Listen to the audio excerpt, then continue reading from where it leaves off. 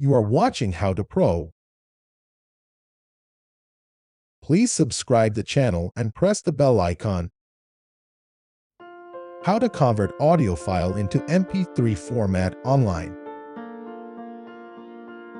This video will show you how to convert an audio file into mp3 format online. Search for an online audio converter tool using Google and convert your audio file to mp3 format using the online audio converter website. Go to google.com. Click Online Audio Converter. Convert audio files to mp3. Navigate to onlineaudioconverter.com. Click on the Open Files button on the Online Audio Converter website.